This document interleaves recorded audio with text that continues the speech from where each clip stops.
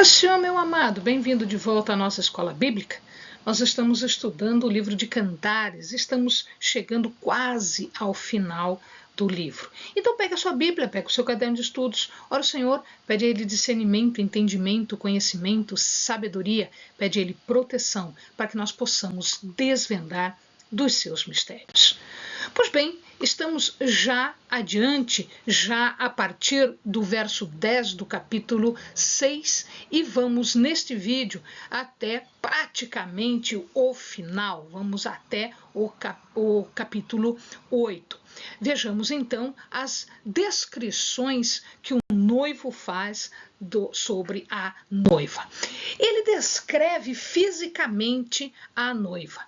Então ele começa a falar novamente, porque antes foram as donzelas. E ele vai falar, né, do capítulo 7 até o verso do capítulo 7 até o verso 9.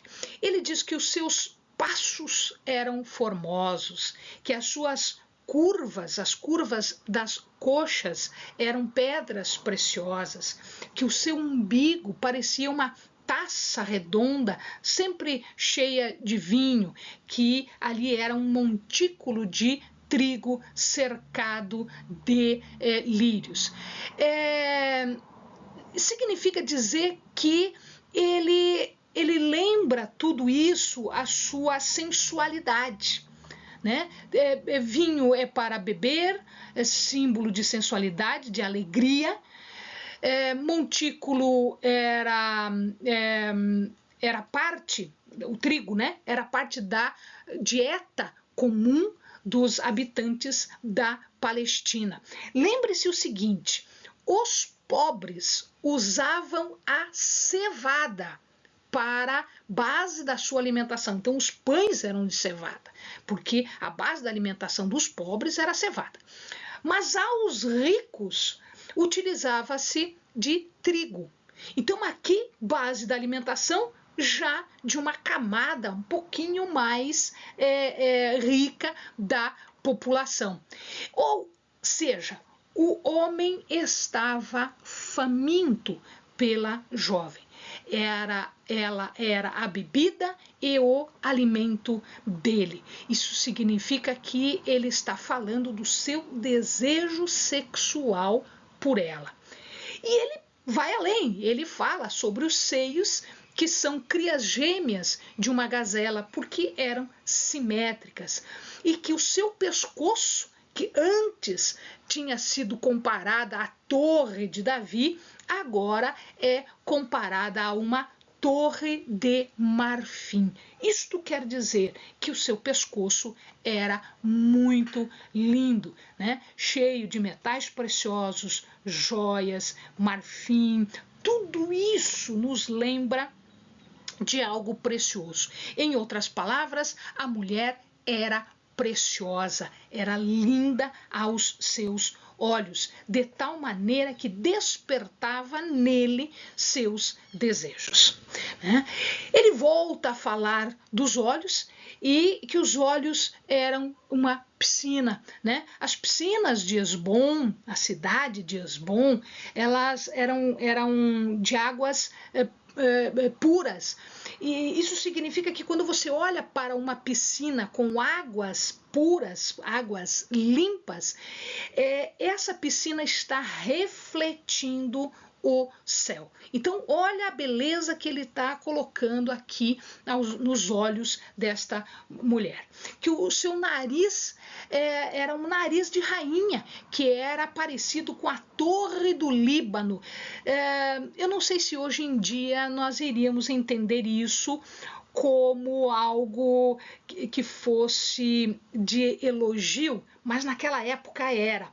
Naquela época, a Torre do Líbano era uma torre muito poderosa que protegia Damasco. Foi a coisa mais linda que ele pensou em relação ao seu nariz. Ela era considerada muitíssimo bonita, era algo assim bastante lindo. E que a sua cabeça era como tem uma coroa gloriosa nela, como se fosse o cume do Carmelo. Carmelo, né?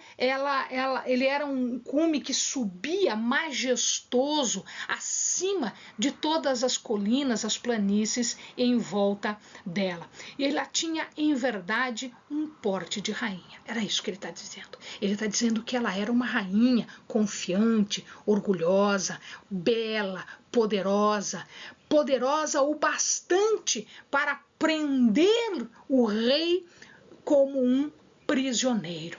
Ela era uma filha de delicadeza, ela era uma donzela deleitável, uma donzela que dava prazer para o noivo. Noivo, agora esposo.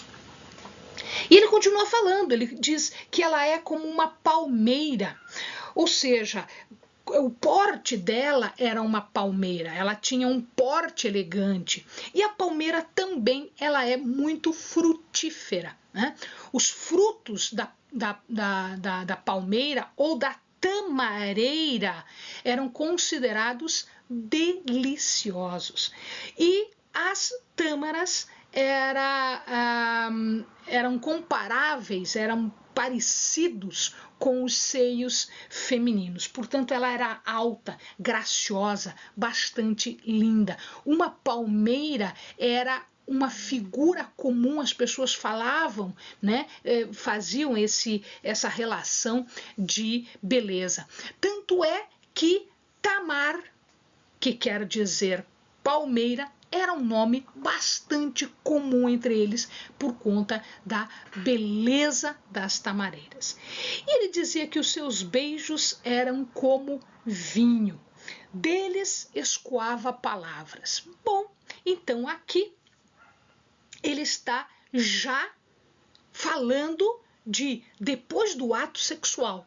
Depois do ato sexual, como o vinho, o ato sexual também escoa palavras, ou seja, solta os lábios dos sonolentos e eles falam coisas e bastante coisas. Pois bem, agora é a mulher que fala, né? Ele já falou, agora é ela que fala. Ela é do amado e ele tem saudades dela. O que quer dizer isso? Quer dizer que ambos possuem-se, ambos são um do outro. Ambos estão num ato de amor, então ela está falando do ato de amor agora é ela que fala do ato de amor. E ela celebra, então, esse interlúdio carnal, essa conjunção carnal, esse ato sexual. Portanto, ela é dele e ele tem saudade dela. Portanto, eles se pertencem, né? E ela agora faz um convite para ir ao campo, ou seja, para ir às vinhas. Não há nenhum tipo de dúvida quanto ao que ela está propondo para ele.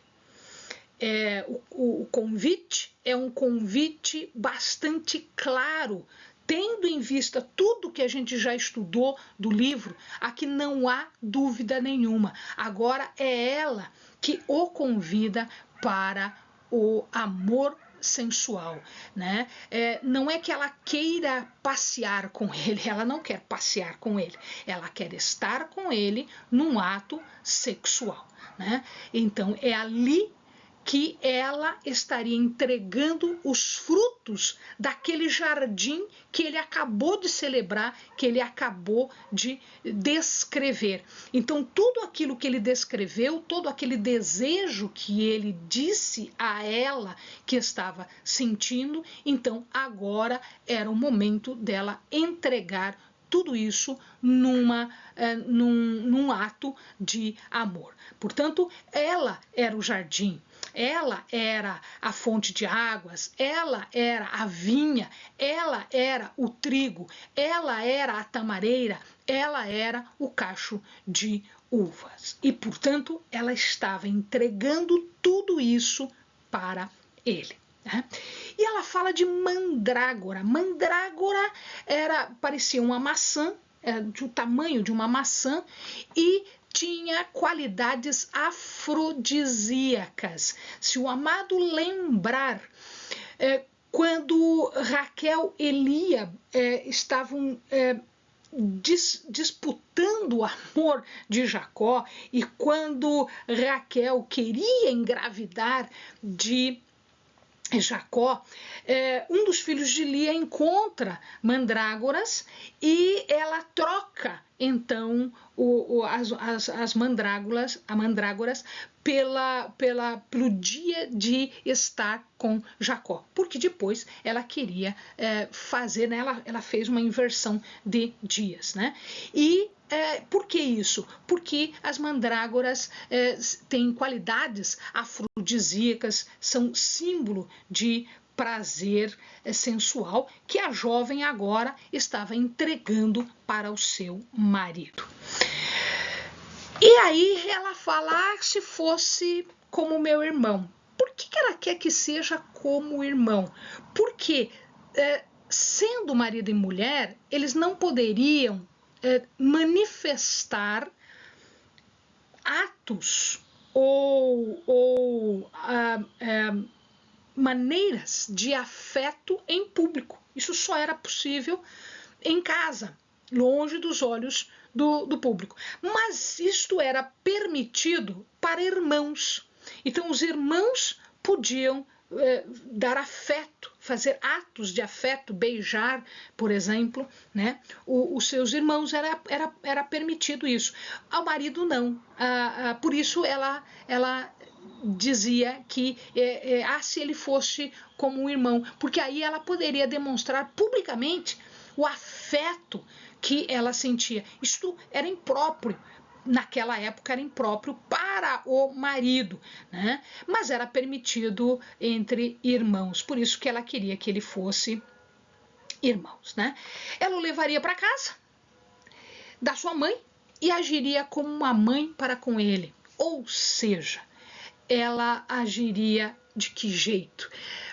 Compartilhando o vinho, o suco da romã, ela está falando de tudo isso, né? Ela está vindo falando de tudo isso. Então, ela queria levar para casa e lá praticar o ato sexual com o seu marido. E aí, as donzelas vão falar, nós já estamos, né, na conclusão, e as donzelas falam, e elas veem então que um casal está chegando do deserto, e eles vinham vencendo toda a experiência do deserto, e eles estavam em comunhão harmoniosa. O deserto aqui, amados, ele tem vários significados, vários símbolos, né? Ele determina vários símbolos. Pode ser perambular, que não é o caso aqui. Pode ser maldição, quando ele é levado para o deserto em maldição, que não é o caso aqui.